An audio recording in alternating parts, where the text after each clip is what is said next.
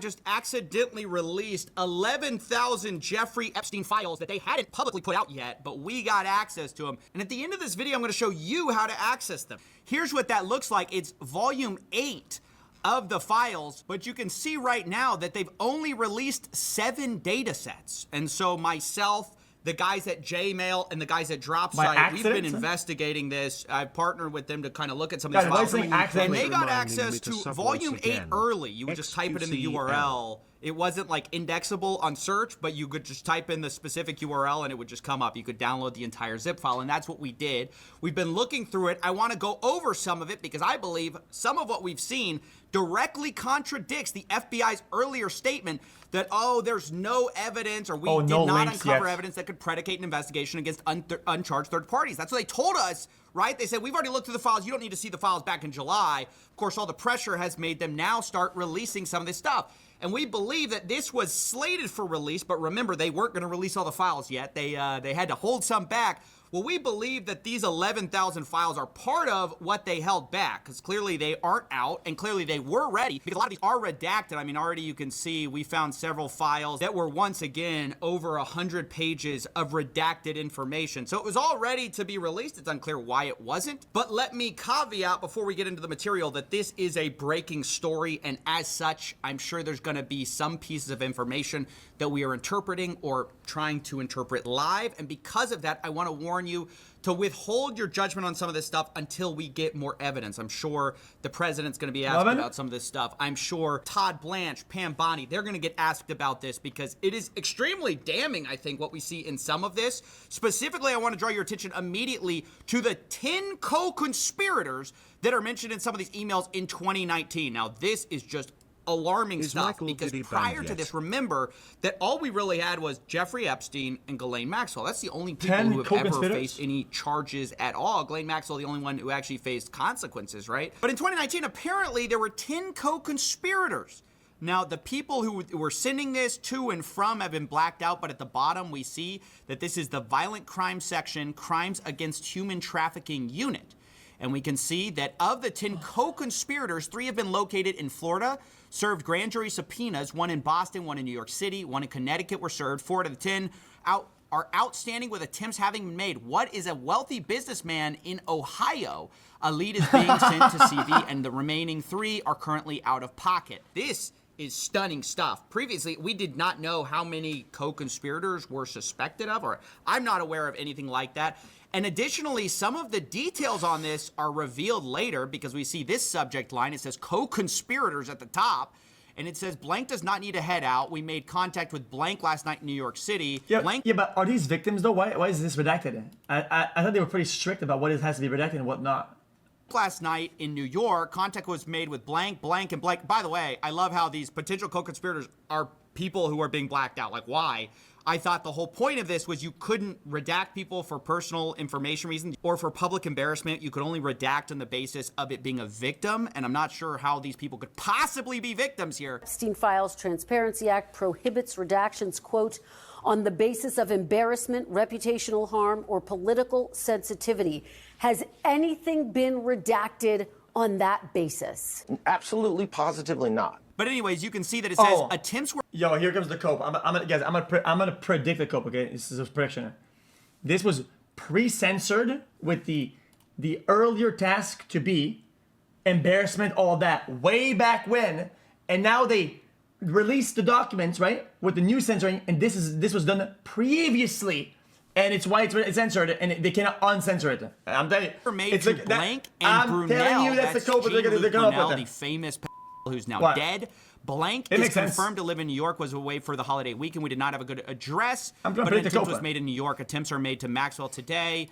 Blank, you get it. Like, it's already, all the people they suspected this whole time are redacted, of course. And they say, I do not know about Ohio contacting Wexner. Now, that's a reference to Les Wexner, the former CEO of Victoria's Secret. This is huge. We've long suspected that he was, of course, one of the co-conspirators.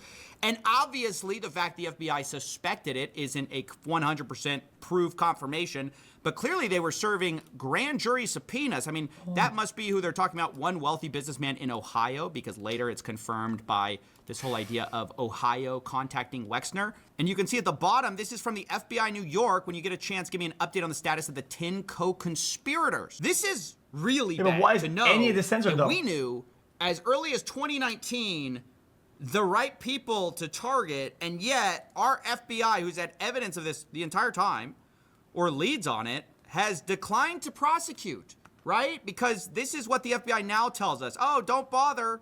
Don't worry about it. That's what they wanted us to believe in July. Fast forward to December, we find out there's 10 guys that they knew about since like 6 years ago.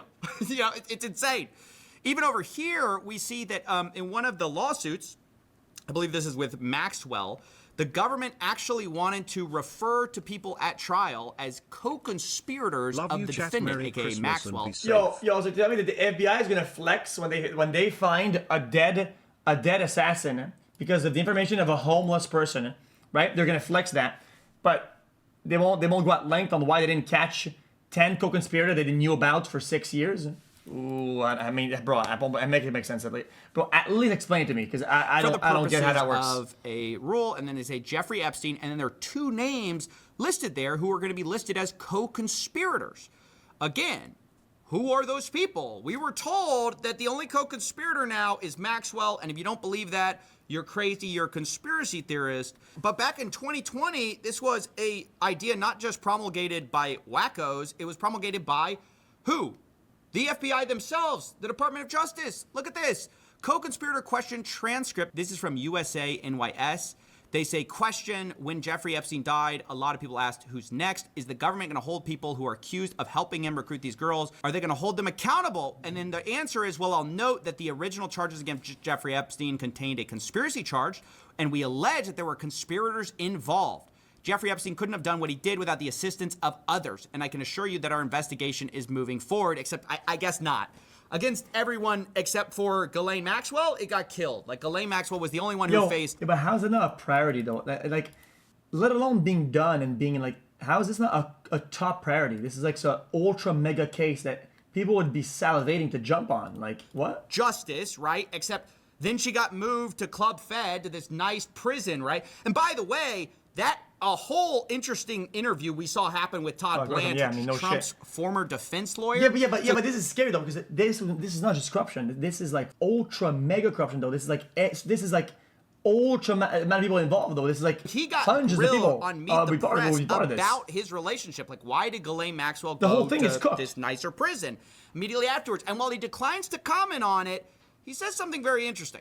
Why was she moved just days after you interviewed her, Mr. Blanch? So that's a Bureau of Prison Security issue that I will not talk about. Did you have anything to do with it? Did you have anything to do with it? Let me finish. First of all, I am responsible for the Bureau of Prisons. So every decision that they make lands on my desk to the extent it needs to. But just let me talk about the security issue. At the time that I met Ms. Maxwell, there was a tremendous amount of scrutiny and publicity towards her, and the institution she was in, she was suffering numerous threats against her life. So the BOP is not only... How many people suffer from that in prisons that go and get harmed or die that are normal everyday citizens? I mean, I'm guessing a pretty big percentage of people that commit crimes end up have some form of reprisal or whatever, and if you're a normal person, you get clapped. It's unfair. It's that. How come they get special treatment? Oh no, we really need you. We really, like, come on, bro.